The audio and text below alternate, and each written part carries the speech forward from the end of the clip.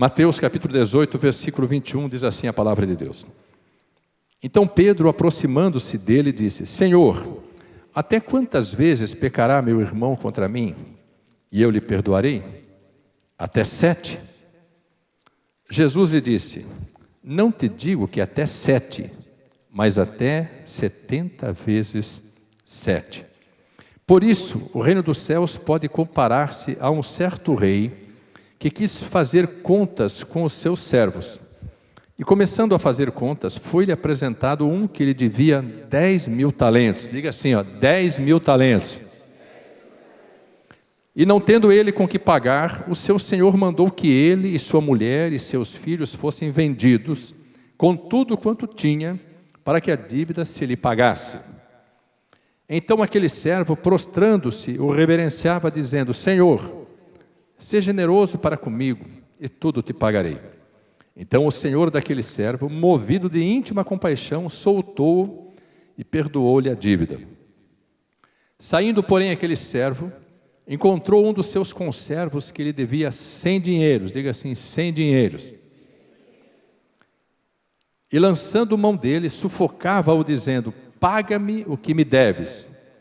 Então o seu companheiro, prostrando-se a seus pés, rogava-lhe, dizendo: seja generoso para comigo e tudo te pagarei. Ele, porém, não quis, antes foi encerrá-lo na prisão, até que pagasse a dívida. Vendo, pois, os seus conservos o que acontecia, contristaram-se muito e foram declarar ao seu senhor tudo o que se passara. Então o seu senhor, chamando-o à sua presença, disse-lhe: servo malvado, perdoei-te toda aquela dívida porque me suplicaste. Não devias tu, igualmente, ter compaixão do teu companheiro, como eu também tive misericórdia de ti? E indignado, o seu senhor o entregou aos atormentadores, até que pagasse tudo o que devia. Assim vos fará também meu Pai Celestial, se do coração não perdoardes, cada um a seu irmão, as suas ofensas. Amém, amados? Os irmãos podem sentar-se. Amados, só para efeito de comparação, 10.000 talentos é uma grande fortuna. Uma grande fortuna. Para efeito de grandeza, vamos dizer assim, colocar um valor. Alguém devia R$1 milhão. E foi pedir que essa dívida fosse perdoada. E ele teve essa dívida perdoada. Saindo dali, já com o perdão da dívida de R$1 milhão, encontrou um seu devedor que lhe devia R$10.000. E ele sufocou esse devedor. Não quis perdoar a dívida. Mandou prendê-lo, atormentá-lo. Ele tinha tido o perdão de uma dívida de R$1 milhão. Não perdoou uma dívida de R$10.000. Quando Jesus traz essa parábola, ele enfatiza algumas questões que são referentes ao reino. Para dizer assim, qual que é o padrão de conduta de um cidadão do reino de Deus? Nós temos aprendido que muito mais importante do que ser membro de uma igreja é ser, de fato, um cidadão do reino de Deus. É isso que vai fazer diferença nas nossas vidas.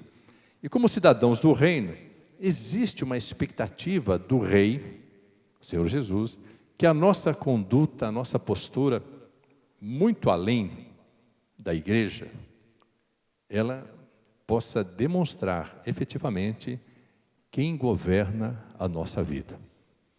Quando nós começamos a demonstrar quem de fato governa a nossa vida, e nós caminhamos segundo a palavra de Deus, nós não precisamos falar muito sobre a nossa fé.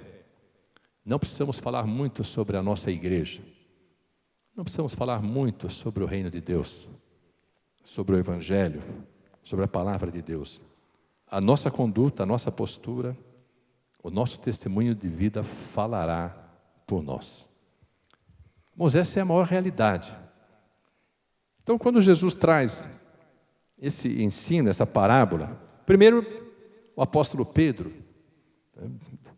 fazendo um esforço de compaixão, de amor, diz assim: Senhor, quantas vezes eu preciso perdoar o meu irmão? Até 7. Por dia. O que já seria, assim, um esforço incomum. Imagine você perdoando 7 vezes no dia a mesma pessoa. A pessoa vem, te aborrece, te fere, te afronta, te entristece e você perdoa. Passou a querer, ela vem novamente, causa os mesmos ferimentos, a mesma afronta e você perdoa. 7 vezes no dia. E Pedro teve aquela postura assim, dizer assim, Senhor, 7 vezes, já está bom demais, já não está? Jesus falou assim, não, Pedro, não digo que 7, mas 70 vezes 7. Então nós chegamos a 490 vezes no dia. O que isso significa? Não existem limites para o perdão. Não existem limites.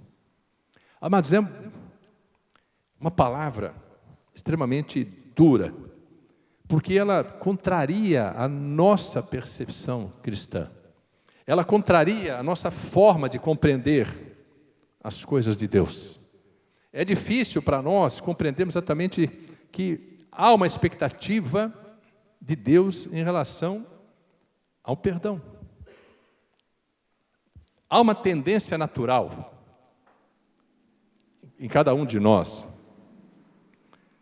de esquecer a bondade, o dom divino de perdoar. Esse dom, esse poder que perdoou os nossos pecados. Isso, irmãos, é uma tendência natural.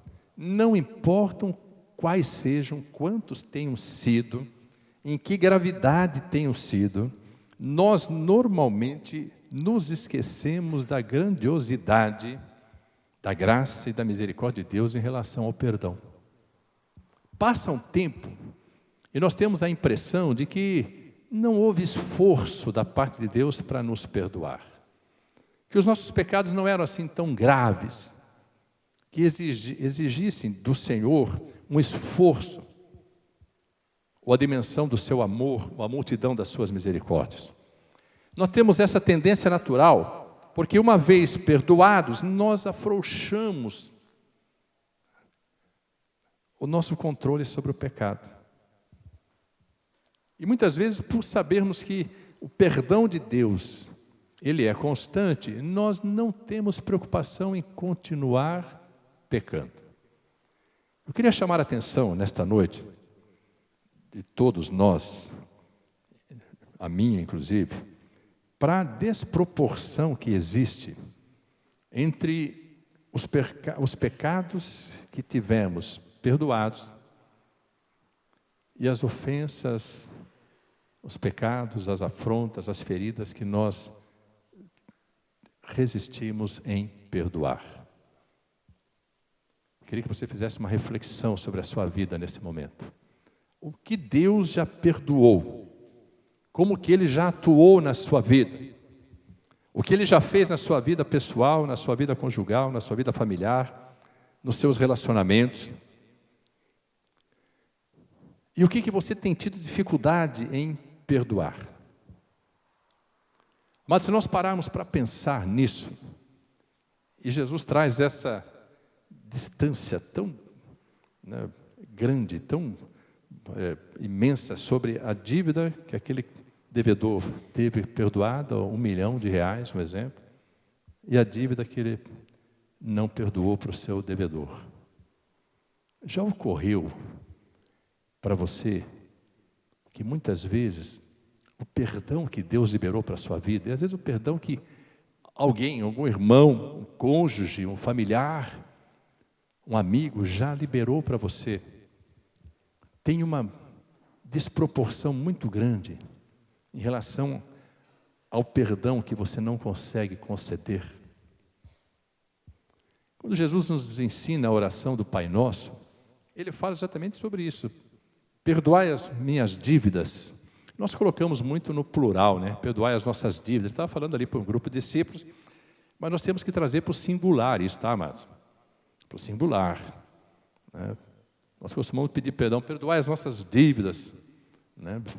Aí assim que perdoamos nossos devedores, e não nos deixe cair em tentação, e fica uma coisa assim muito impessoal. Traz ela para a primeira pessoa, traz ela para a sua vida. Senhor, perdoa, Senhor, as minhas dívidas, as minhas ofensas, as feridas que eu causei, as afrontas que eu trouxe às vidas. Perdoa, Senhor, tudo aquilo que eu tenho causado de mal para alguém. Assim como, pelo Teu poder, eu tenho perdoado aqueles que me devem. Dívida no sentido de amor, dívida do amor. Aqueles que me afrontam, aqueles que me injuriam, aqueles que me caluniam, aqueles que não me cumprimentam, aqueles que me aborrecem. Se nós trouxermos isso para a vida pessoal, para a vida conjugal, para a vida familiar, para a vida profissional, para o rol de relacionamentos, nós vamos entender exatamente, amados, como é difícil nós praticarmos o perdão que todos nós já recebemos. A palavra de Deus nos assegura que a nossa destinação eterna, nosso destino eterno seria o inferno, a morte. E que nós sofreríamos o dano da segunda morte. A primeira morte é física, a segunda é espiritual. Nós sofreríamos esse dano. Fomos alcançados por Jesus Cristo para Ele liberar esse perdão, irmãos. Ele sofreu de uma forma tão brutal que a própria força que Ele tinha, como Filho do Deus Altíssimo, foi embora. E na sua angústia, Ele disse para Deus, não mais para o Pai, porque Ele já não tinha mais relacionamento com o Pai, porque os pecados que Ele levava sobre si eram os meus pecados, os seus pecados. As minhas doenças, as suas doenças, as minhas enfermidades, as suas enfermidades, as minhas transgressões, as suas transgressões, as nossas iniquidades. Então, naquele momento de angústia, de sofrimento e aflição, ele clama a Deus, Deus meu, já tinha perdido a relação com o Pai. Clamou pela misericórdia de Deus, por que me abandonaste? Ele foi abandonado na cruz, porque os olhos do Pai não podiam contemplar a vida do Filho com todos os pecados da humanidade. Ele sabe o peso, Ele sabe a dor, Ele conhece as feridas que os pecados causam. Ele levou sobre si os nossos. Esse relacionamento entre filho e pai, tão amoroso, tanto da parte do filho quanto da parte do pai, foi interrompido pelas feridas causadas pelo pecado, pelas transgressões, pelas iniquidades. Ele sabe, amados, o peso disso. Mas o último fôlego de vida dele foi dizer, retomando o relacionamento e a comunhão com o Pai, Pai, perdoa-lhes, porque eles não sabem o que fazem. Ele encontrou forças no último fôlego dele para dizer, tem misericórdia deles, ó Pai. Amados, muitos de nós desperdiçaremos o último fôlego nosso com coisas fúteis, inclusive, que nós não sabemos quando será o último fôlego, o último respirar. E muitos de nós partiremos sem ter liberado uma palavra de perdão,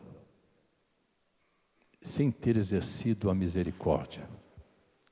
Amados, quando nós meditamos nesse texto, nós normalmente somos impactados, porque faz parte também da nossa tendência a esquecer condutas, posturas, palavras, fatos, feridas que causamos. Nós dificilmente avaliamos quanto mal causamos às vidas, mas sabemos de cor e salteado, na ponta da língua, quanto mal as vidas nos causam. Nós sabemos assim, amados, assim, descrever todo o mal que sofremos, mas dá a impressão que ficamos amortecidos Perdemos a memória quando precisamos saber quanto mal causamos, quantas feridas causamos, quanta tristeza causamos. Essa parábola é exatamente para mostrar a grande desproporção que existe entre o amor de Deus, o perdão de Deus, as misericórdias de Deus para cada um de nós, e a inexistência de um esforço real, efetivo, que precisamos fazer para conceder perdão. Evidentemente, quando decidimos perdoar ou pedir perdão, o esforço se encerra na decisão.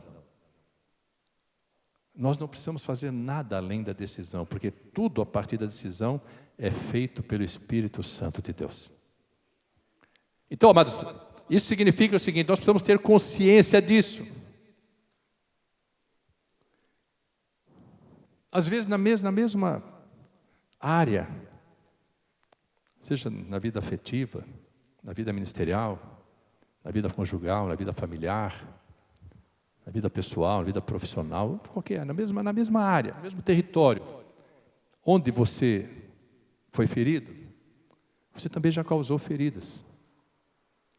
Só que nós não paramos para analisar, nós não paramos para entender esse processo, e fazemos como esse credor incompassível. Ele recebeu compaixão, recebeu misericórdia, recebeu o perdão de uma dívida altíssima, mas não se dispôs a perdoar uma pequena dívida. Quantas ofensas tão grandes nós causamos e retemos o perdão às ofensas pequenas que sofremos. Quantas vezes, ao invés de nos posicionarmos como irmãos, nos posicionamos como juízes. Quantas vezes julgamos? Quantas vezes condenamos? Quantas vezes, amados, nós divulgamos, inclusive, propagamos aquilo que os outros, os irmãos, inclusive, têm feito conosco. E não queremos que seja propagado aquilo que fazemos com os irmãos. Dá a impressão que, quando se trata de conceder perdão, ou pedir perdão, nós fechamos a Bíblia e nos esquecemos dela. Quando se trata de pedirmos o cumprimento das promessas de Deus, nós abrimos a Bíblia e requeremos essas promessas. Pensar sobre isso faz com que nós deixemos, amados, de caminhar sem que a bondade e a misericórdia nos acompanhem. Sabe o que acontece quando nós retemos o perdão? Nós ficamos alertas, atentos, diuturnamente. Durante o dia, durante a noite, nós ficamos alertas. Nós ficamos pedindo para Deus, inclusive, não permitir que nós nos encontremos com aqueles que nos causaram feridas. Nós pedimos para Deus que Ele nos livre de nos encontrarmos com algum irmão na igreja. Se possível, o Senhor até faz com que ele perca o horário, não venha para o culto, porque não é fácil estar em comunhão, ouvir a palavra, sabendo que ao meu lado, ou próximo a mim, na mesma igreja, tem alguém que me aborrece tanto. Nós precisamos parar, meditar e praticar a palavra. Se existe algo na sua vida que você possa dizer assim: isso não tem como ser perdoado, eu não consigo perdoar, dá até para compreender. Tem coisas que são difíceis de serem perdoadas. Mas Deus não nos deixa alternativa. Ele não nos deixa. Não existe um texto que diz assim: olha, se você puder perdoar, se a ofensa não foi tão grave, se as feridas causadas não têm sido tão dolorosas, perdoe. Deus, ao contrário, Ele diz assim na palavra: se você acha que a ofensa que você sofreu, as afrontas, as feridas que foram causadas, não tem perdão, não se preocupe, exerça misericórdia. Sabe o que significa misericórdia? Literalmente significa assim, você compreender as misérias do coração humano. Nosso coração, ele é terrível, ele é enganoso, ele é perverso, ele é cruel. Ele endurece quando nós queremos. Depois que ele endurece, dificilmente ele amolece. Mas exercer a misericórdia significa você compreender que o coração do homem é miserável. Que nós precisamos ser misericordiosos.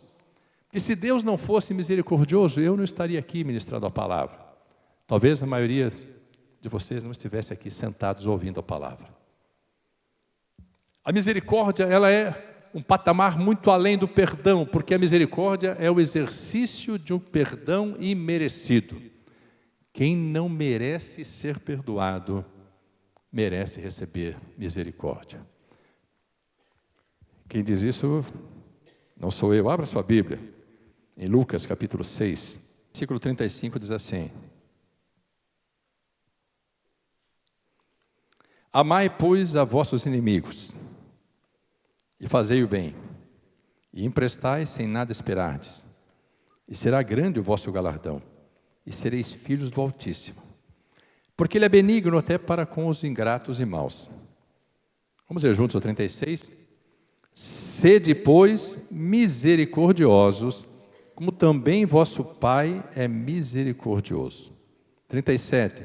Não julgueis, e não sereis julgados. Não condeneis, e não sereis condenados. Soltai, e soltar-vos-ão. Tiago, capítulo 2, livro de Tiago, capítulo 2, versículo 13. Diz assim, Tiago 2, 13. Porque o juízo de Deus, será sem misericórdia sobre aquele que não fez misericórdia. E a misericórdia triunfa sobre o juízo. O que significa isso? Quando você exercita a misericórdia, Deus também é misericordioso com você. Se você bloqueia a misericórdia, você pode não ser perdoado, porque aí você vai ser julgado. Então, se você exerceu um juízo, um julgamento, ao invés de exercer a misericórdia, você sofrerá o mesmo. Isso significa, você vai colher aquilo que você semeou. A palavra diz assim, a misericórdia triunfa sobre o juízo. Isso significa o seguinte, nós deveríamos ser condenados à morte. Esse seria o nosso final, a nossa sentença final, seria a nossa sentença de juízo, condenação. Não estou falando de salvação só não, mas estou falando na caminhada cristã. Na salvação, todos os nossos pecados já foram lançados nas profundezas do mar. Só que aí nós continuamos caminhando e continuamos pecando e tendo condutas que são impróprias para um cidadão do reino, posturas inadequadas a um cidadão do reino. Aí Deus, na sua infinita misericórdia, ainda que Ele tivesse todo motivo para nos condenar, exercer juízo, Ele exerce a misericórdia. Então, olha o poder de Deus. Diz assim, Ele faz com que a misericórdia triunfe sobre o juízo, seja acima do juízo. Vamos dizer, é muito amor. A palavra de Deus diz que Deus é temido. O maior temor em relação a Deus, não estou falando de medo, estou falando de temor, é porque com Ele está o perdão. Nós não compreendemos, amados, o maior poder de Deus operando em nós, sabe qual é? É o poder do perdão. O poder do perdão vem pelo poder do amor. É o poder do amor. Esse amor que é derramado em nossos corações pelo Espírito Santo que nos é dado, que nos capacita a perdoar. Amados, eu vou dar um testemunho, já é de conhecimento da igreja, mas vou dizer assim, eu jamais poderei deixar de, jamais poderei deixar de perdoar alguém, considerando os pecados que o Senhor já me perdoou. Eu jamais poderei deixar de perdoar a Neuza em qualquer coisa que possa ocorrer, considerando o perdão que ela já liberou para mim. Os irmãos são capazes de compreender isso? Irmãos, qualquer coisa que eu possa fazer, exercitando o perdão em relação à minha esposa, aos filhos, qualquer coisa, por mais que você possa dizer assim, mas é muito, não interessa, mano. Não dá para comparar com o perdão que já foi liberado, com a misericórdia que já foi exercida em minha vida. Se eu continuar carregando o fardo pesado, a sobrecarga da falta de perdão, eu não caminharei em direção à vitória. Amados, quando nós deixamos de perdoar, nós estamos carregando um fardo com o qual nós não atravessaremos a ponte da eternidade. Dá para compreender isso? Se nós não perdoarmos, nós não atravessamos a ponte da eternidade, nós vamos ficar do outro lado do abismo. E às vezes, como esse credor incompassível, amado, nós tivemos pecados tão cruéis, tão terríveis, perdoados, e não conseguimos perdoar algumas ofensas, algumas injúrias, algumas calúnias, algumas afrontas. Dá a impressão que a ferida que causamos dói menos que as feridas que nos causam. Isso não é uma conduta cristã. Isso não é uma postura de cidadãos do reino. Evidentemente, não importa qual seja, assim, o que precisa ser perdoado. Não interessa. Eu sei que não é fácil, mas não interessa. A palavra de Deus não nos dá essa possibilidade, essa alternativa. Eu vou perdoar se eu puder, se eu conseguir. Se eu acordar de boa, eu perdoo. Se eu acordar mal, eu não perdoo. Eu falei porque a pessoa merecia, eu afrontei porque merecia. E comigo é assim, comigo não tem jeito. Eu não vou ficar sofrendo afrontas porque eu tenho a cobertura do sangue de Jesus sobre mim, mas o meu sangue não é sangue de barata. Comigo não tem jeito, bateu, levou. Não quero saber. Se tiver bom é assim, se não tiver bom também é assim. E se tiver que sair da igreja, os incomodados que se retirem. Irmãos, estou falando de igreja. Esquece o mundo. Esquece o mundo. No mundo, as pessoas ainda estão mortas, amados. É que nós dificilmente compreendemos ou temos a ousadia, a coragem, evidentemente, por respeito, por educação, por temor. Nós não podemos falar diretamente, como Jesus disse para aquele jovem. Ele disse para o jovem, segue-me. E esse jovem, querendo encontrar uma desculpa, achando um motivo para não fazer, para não seguir, falou, Senhor, deixa-me primeiro enterrar o meu pai. Meu pai dele estava vivo. Ele disse assim, depois que meu pai morrer, aí já não tenho mais compromisso com a minha família, aí eu já não preciso mais, né, honrar o meu pai, dedicar meu tempo ao meu pai. Depois que meu pai morrer, aí eu posso te seguir, eu posso ir para a igreja. Jesus olha para ele assim, não dá nem fala assim, fala, segue-me. Nem precisa nem despedir do seu pai, segue-me. E deixa aos mortos enterrar os seus mortos. Irmãos, se eu ouvisse isso de alguém, de algum cristão, principalmente de um pastor, eu nunca mais pisaria numa igreja dessa. Como vai dizer que meus pais estão mortos, minha família está morta?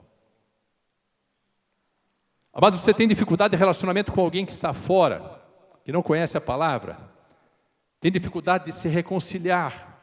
Ainda que você tenha liberado, vou dizer, o cristão já liberou o perdão, mas a pessoa não perdoou, não tem relacionamento, pode ser familiar, pode ser parente, pode ser amigo, pode ser colega, pode ser o que for. Se não tem a palavra, eu vou dizer para você o que o Senhor disse para mim.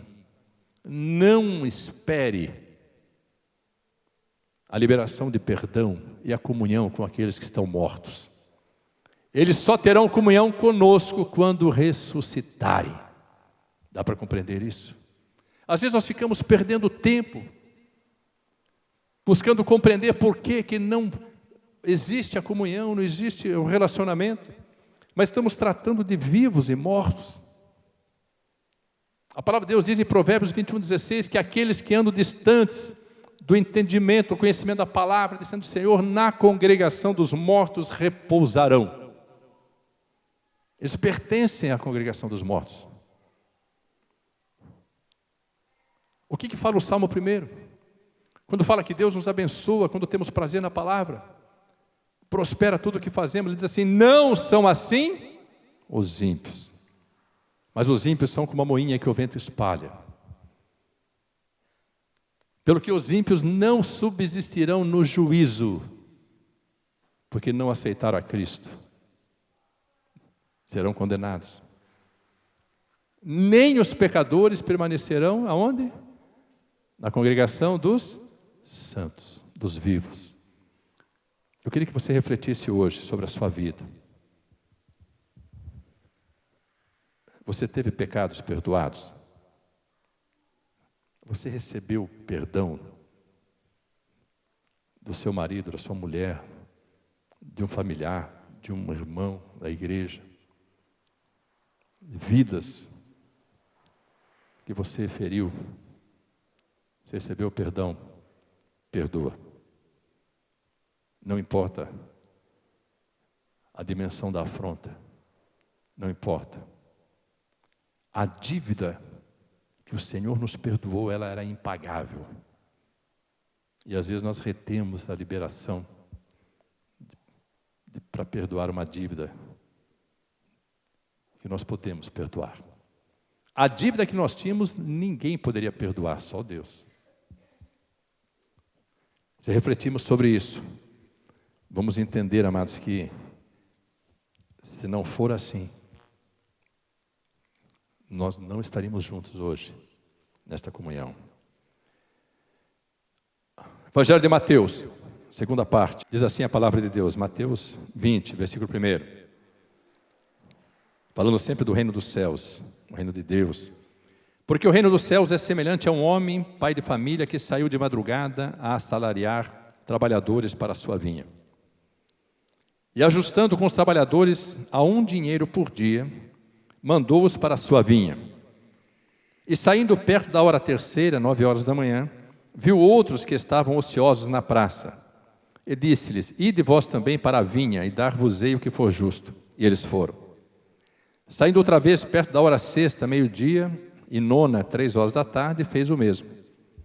E saindo perto da hora 1/10, 4 horas, encontrou outros que estavam ociosos, 5 horas da tarde, encontrou outros que estavam ociosos e perguntou-lhes: por que estáis ociosos todo dia?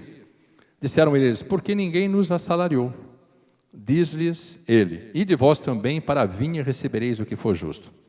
E aproximando-se à noite, diz o senhor da vinha ao seu mordomo: chama os trabalhadores e paga-lhes o salário, começando pelos derradeiros até os primeiros. E chegando os que tinham ido perto da hora 1/10, receberam 1 dinheiro cada um. Vindo, porém, os primeiros, cuidaram que haviam de receber mais, mas do mesmo modo receberam 1 dinheiro cada um. E recebendo-o, murmuravam contra o pai de família, dizendo: esses derradeiros trabalharam só 1 hora, e tu os igualaste conosco, que suportamos a fadiga e a calma do dia. Presta atenção. Jesus trazendo uma parábola sobre os trabalhadores na vinha. A vinha é a figura da igreja. Está trazendo para nós, amados, um alerta, uma lição, um ensinamento que nós precisamos estar atentos para compreender. Ele está dizendo assim, que ele contratou alguns, separou alguns para trabalhar, e combinou com eles pagar 1 denário ou 1 dinheiro, que é 1 dia de trabalhador, vamos por aí, R$50, 1 dia de trabalhador.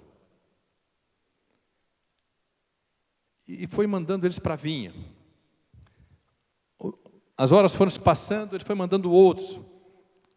Às 9 ao meio-dia, às 3 horas da tarde, até às 5 horas da tarde. E todos eles receberam o mesmo valor de salário. Aí os que trabalharam desde cedo, disseram assim: não é justo. Como que pode alguém trabalhar só 1 hora, 3 horas, 4 horas, receber o mesmo que eu que trabalhei o dia todo? Aí você traz agora para a figura da igreja. Essa parábola, irmãos, é uma sequência de algumas parábolas que falam sobre o reino de Deus, que falam de condutas nossas, de posturas nossas, que são inadequadas para o reino. Você já parou para pensar que tem muitos aqui que chegaram na igreja muito antes de você? Já parou para pensar que alguns nasceram na igreja? Já parou para pensar que, às vezes, nós estamos requerendo de Deus recompensas pelo tempo que estamos na igreja? E quando olhamos para as recompensas de Deus, para quem está chegando agora, nos entristecemos, murmuramos, reclamamos, como se Deus fosse injusto. Irmãos, a soberania de Deus, ela não requer defesa da nossa parte. Ele é soberano e pronto. Assunto encerrado. Se ele disse para o mordomo, quem são os mordomos? Somos nós. Nós é que cuidamos da casa do Senhor, nós é que cuidamos da vinha. Ele confiou a nós esse cuidado. Se ele quer repartir ou distribuir a cada um na mesma proporção, dando a mesma recompensa, não é o tempo que nós estamos na presença dele que vai mudar isso.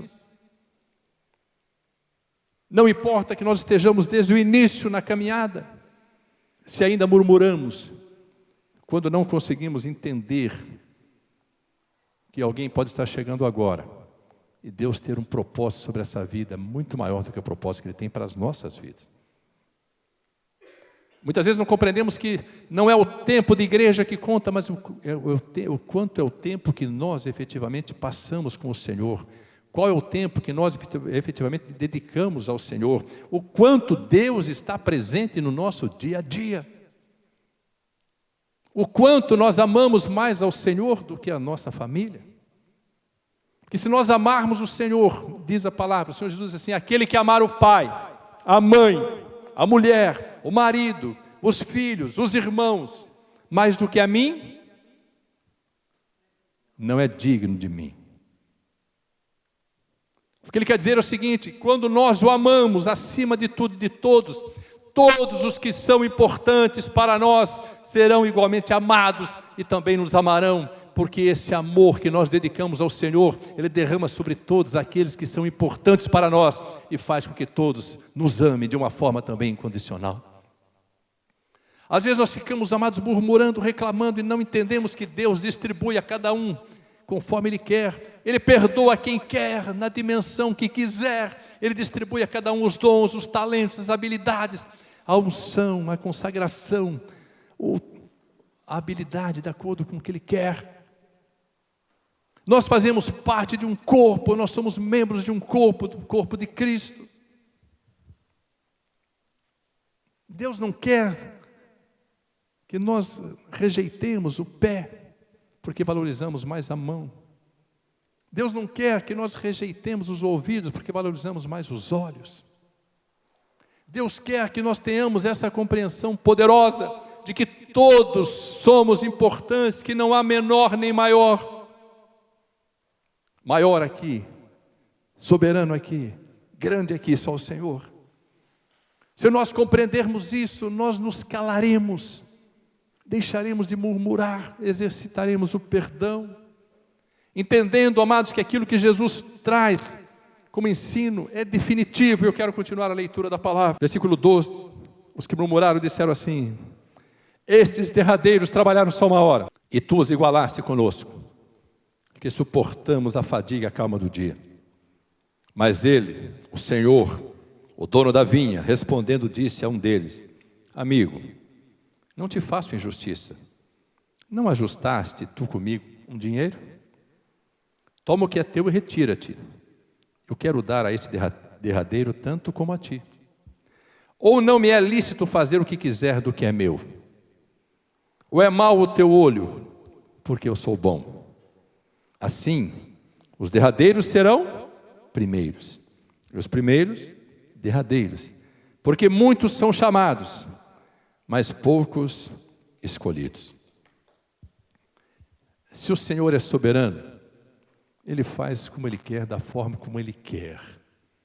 Quando murmuramos, quando não compreendemos, nós estamos batendo com a nossa mão na ponta da faca.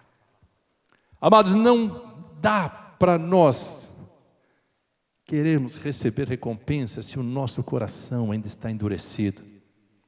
Se nós não valorizamos, amados, os pecados que tivemos perdoados e deixamos de perdoar as ofensas que recebemos. Se nós não compreendermos, amados, que para o corpo ser saudável e perfeito, todos os membros precisam ser saudáveis. Não dá para você dizer que o seu corpo está saudável se você está com um calo no dedo do pé. Você tem uma ferida no pé. Não dá para dizer que o corpo está ótimo se você tem um problema no seu coração, no seu pulmão, no fígado, no rim. Não dá para dizer que o corpo de Cristo é perfeito se nós não compreendemos que é necessário que liberemos o perdão incondicional para todos, para que a comunhão seja boa e saudável, suave. Não dá para nós ficarmos fazendo conta por que esse está naquela posição e eu não estou. Por que ele chegou antes de mim e já alcançou uma posição maior que a minha? O apóstolo Paulo não fazia parte dos discípulos. Quando ele foi alcançado, todos os 11 discípulos de Cristo, os 11 apóstolos, que estavam com Jesus desde o início, inclusive depois Matias, que foi o 12º, que foi colocado no lugar de Judas Iscariotes, todos eles se juntaram para fazer, sabe o quê? Matar o apóstolo Paulo. Só que Jesus disse assim: não toquem nele, porque ele me é precioso. Você consegue compreender isso? Não toque. Mas ele, Senhor, ele não esteve conosco, ele não acompanhou o seu ministério desde o início. Falou: não é problema de vocês. Um dia Pedro ouviu uma declaração de Jesus a respeito de João, de que ele não morreria tão cedo. E Pedro falou assim: Senhor, por quê? Falando de Pedro, hein? Por quê? Por que ele? Ele falou: por que você está preocupado? Se eu quiser que ele fique até que eu volte, é problema meu, não é teu. Bom, dá para discutir com a palavra? Dá para discutir com Jesus? Aí o João, o apóstolo do amor, discípulo do amor, o discípulo a quem Jesus amava, vai para Samaria, não foi recebido, fala para Jesus o seguinte: ninguém nos recebeu em Samaria, manda descer fogo do céu e queimar todo mundo. Esse era o que mais amava. Irmãos, eu estava dizendo hoje pela manhã, na escola bíblica, que o ministério de Jesus só ele podia suportar. Qualquer um de nós aqui, mas lá no ministério dele, ia repreender Pedro, ia repreender João, ia repreender Tiago, ia repreender Filipe, Natanael. Qualquer um de nós aqui ia chegar lá e falar assim: como que pode? Como que Jesus escolheu esses caras para ser discípulo? Não é possível, pô. E Jesus ainda reúne eles e fala assim: vocês não estão em 12 aqui? Só que um de vocês é quem? O diabo. Mas o diabo fazia parte do ministério de Cristo, era Judas Iscariotes que estava ali. Amados, nós não compreendemos, amados, que Deus é soberano. Se Ele quer fazer com que os últimos sejam primeiros, Ele pode estar falando de mim e de você, que nós chegamos muito depois de todos eles, e temos a mesma graça, a mesma obra redentora, a mesma oportunidade. Vamos sentar à mesa com Abraão, Isaque e Jacó. Só não iremos assentar à mesa com eles se nós não formos capazes de perdoar com a mesma graça, misericórdia e dimensão de amor com que fomos perdoados. Se nós ficarmos comparando dons, talentos, ministérios, você quer fazer parte do corpo de Cristo, ofereça o teu melhor para Cristo. Não fique se comparando, nem aceitando comparações. Não se preocupe. Amados, muitos podem dizer assim: se eu fosse pastor, faria isso, faria aquilo. Eu creio, glória a Deus. Glória a Deus. Eu queria que você pudesse entender o seguinte: Senhor, o que eu preciso fazer, que eu ainda não estou fazendo, para que o meu ministério floresça, para que eu possa ser um agente de expansão do teu reino? Eu queria que você nesta noite refletisse sobre isso. Vou dizer para os amados: não é agradável pregar essa palavra, tanto que eu nunca preguei sobre isso. Já falamos sobre isso na escola bíblica, já discutimos muitas vezes sobre isso, mas eu nunca preguei sobre isso. Só preguei porque o Senhor disse assim: chegou o tempo de pregar. Chegou o tempo de alertar. Chegou o tempo das vidas compreenderem que há uma desproporção muito grande entre o perdão que recebemos e o perdão que não conseguimos conceder. Há um procedimento, uma atitude, uma postura não cristã quando queremos comparar o que Deus faz para um e não faz para nós. Ele diz: o teu olho é mau porque eu sou bom? Ou eu não posso fazer o que eu quiser da minha vinha? Ele diz: você não consegue perdoar? Lembra do perdão que recebeu? Isso é para mudar a nossa história. Isso é para mudar a nossa vida. Isso é para nos aquietar e nos permitir desfrutar do melhor da terra na presença do Deus Altíssimo. Coloque-se em pé na presença do Senhor.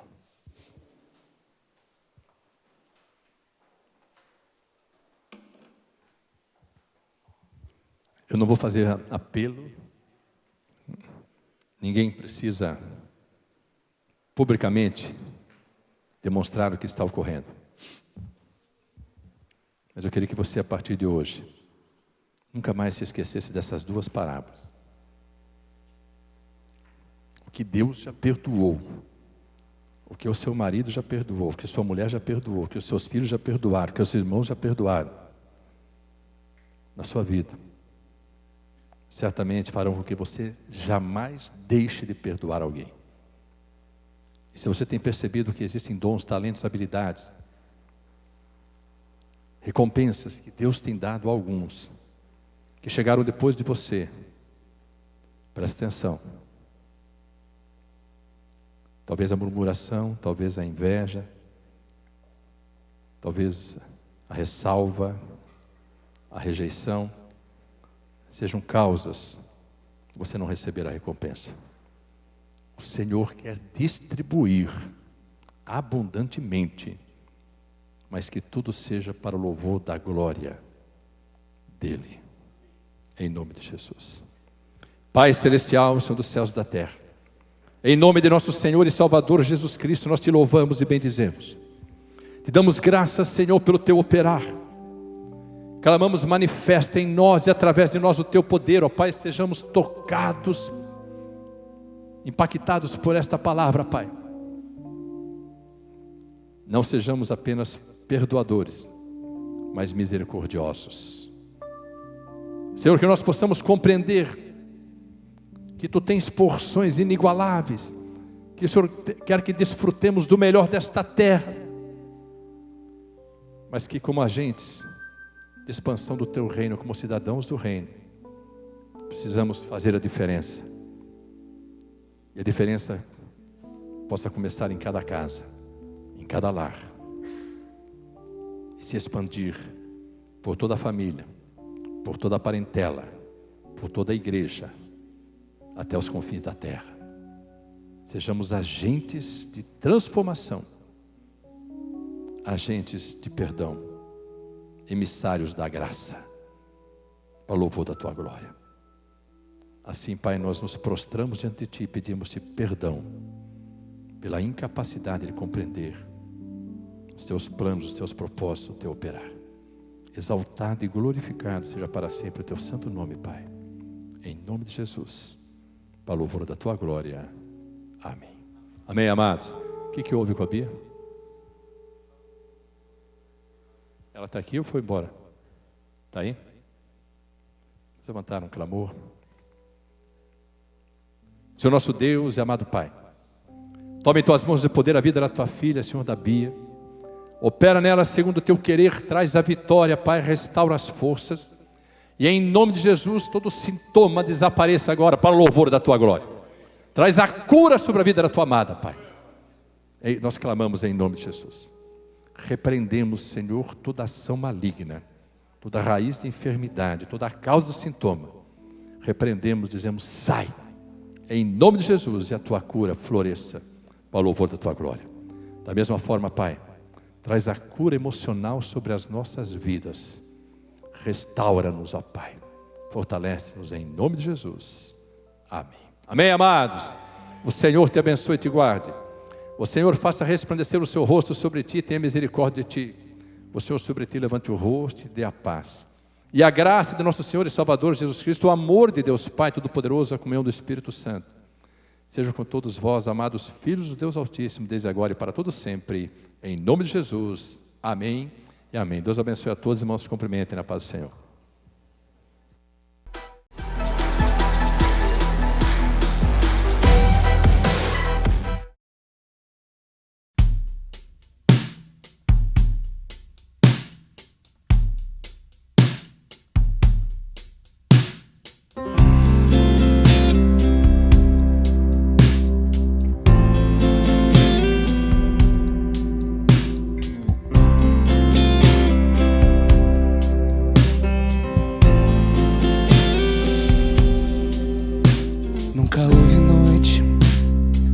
Impedir o nascer do sol e a esperança, e não há problema que possa impedir a mão de Jesus para me ajudar.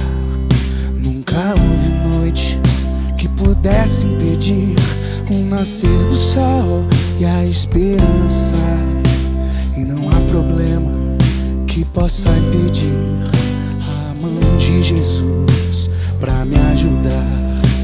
Haverá um milagre dentro de mim, vem descendo o rio pra me dar a vida.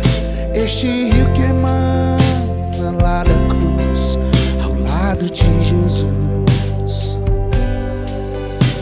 Haverá um milagre dentro de mim, vem descendo o rio pra me dar a vida.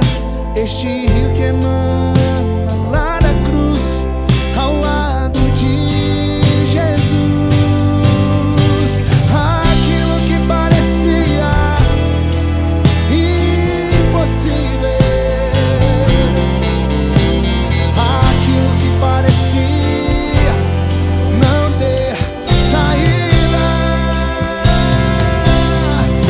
aquilo que parecia ser minha morte, mas Jesus mudou minha sorte. Sou milagre, estou aqui.